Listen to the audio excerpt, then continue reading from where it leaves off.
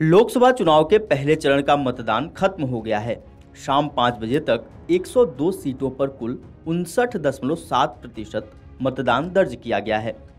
आंकड़े देखें तो सबसे ज़्यादा पश्चिम बंगाल की जलपाईगुड़ी सीट पर 79.33% वोटिंग हुई है। वहीं बिहार के नवादा में सबसे कम 40.2% लोगों ने वोटिंग की है। पहले चरण में 9 केंद्रीय मंत्रियों की किस्मत भी दांव पर लगी है। इन मंत्रियों में नागपुर से चुनाव लड़ रहे सड़क परिवहन मंत्री नितिन गडकरी, अलवर से चुनावी मैदान में उतरे पर्यावरण मंत्री भूपेंद्र यादव, डिब्रूगढ़ सीट से मैदान में उतरे आयुष मंत्री सर्बानंद सोनोवाल, अरुणाचल पश्चिम से चुनाव लड़ रहे पृथ्वी विज्ञान मंत्री किरण रिजिजू, राजस्थान की बीकानेर लोकसभा सीट से किस्मत आजमा रहे कानून राज्य मंत्री अर्जुन राम मेघवाल, जम्मू कश्मीर की उधमपुर सीट से चुनाव लड़ रहे विज्ञान एवं प्रौद्योगिकी राज्य मंत्री जितेंद्र सिंह, मत्स्य पालन, पशुपालन एवं डेयरी राज्य मंत्री संजीव बालियान, ग्रामीण विकास राज्य मंत्री फग्गन सिंह कुलस्ते और गृह राज्य मंत्री निशित प्रामाणिक शामिल हैं। मंत्रियों की सीटों के आंकड़े देखें तो गृह राज्य मंत्री निशित प्रामाणिक की सीट कूच बिहार पर सबसे ज्यादा 77.73% मतदान हुआ है। वहीं नितिन गडकरी की सीट नागपुर पर सबसे कम 47.91% वोटिंग हुई है। केंद्रीय सड़क परिवहन मंत्री नितिन गडकरी अपनी परंपरागत नागपुर सीट से एक बार फिर चुनावी मैदान में हैं। गडकरी 2019 में यहां से जीते थे। इस बार उनका मुकाबला कांग्रेस के विकास ठाकरे से है। शाम 5 बजे तक यहां 47.91% मतदान हुआ। लोकसभा 2019 में नागपुर लोकसभा सीट पर 54.94% मतदान हुआ था। मोदी सरकार के एक और मंत्री किरण रिजिजू एक बार फिर से अरुणाचल पश्चिम सीट से चुनाव मैदान में हैं। रिजिजू 2019 में भी यहां से जीते थे। इस बार उनका मुकाबला कांग्रेस उम्मीदवार और पूर्व मुख्यमंत्री नबाम तुकी से है। शाम 5 बजे तक यहां 64.48% मतदान हुआ है। 2019 में अरुणाचल पश्चिम सीट पर 78.50% मतदान हुआ था।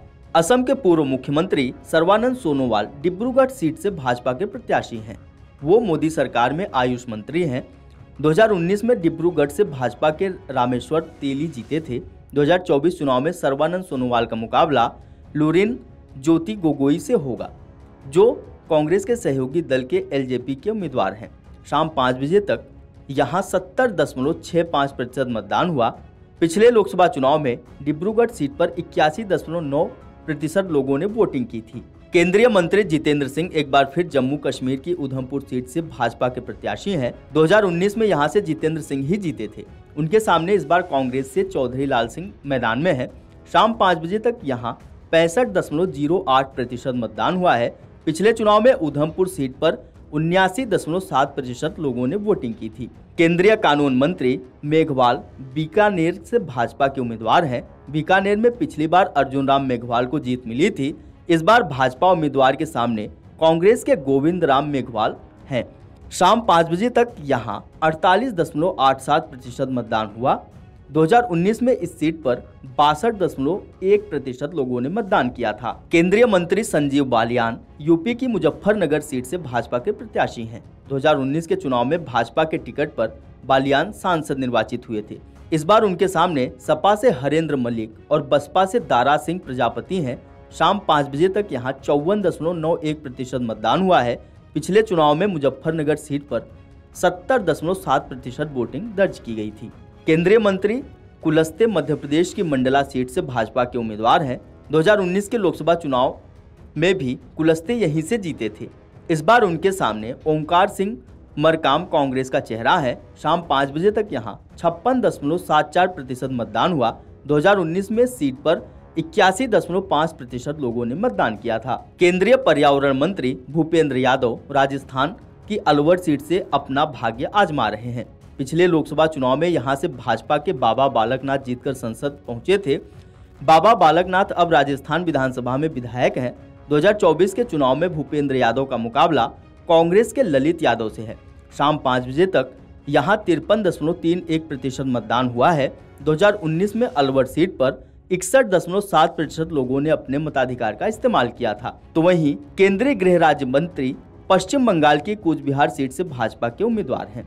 2019 में यहां भाजपा से निशित प्रामाणिक को जीत मिली थी। इस बार उनके सामने टीएमसी से जगदीश चंद्र बसूरिया और कांग्रेस से PR रॉय चौधरी हैं। शाम 5 बजे तक यहां 77.37% मतदान हुआ है। 2019 में कूच बिहार सीट पर 91.2% लोगों ने वोटिंग की थी। Video desk Amar Ujala. अगर आप ये वीडियो YouTube पर देख रहे हैं तो हमारे चैनल को सब्सक्राइब करें और बेल आइकन को दबाना ना भूलें। अगर आप Facebook पर ये वीडियो देख रहे हैं तो हमारे पेज को लाइक करें।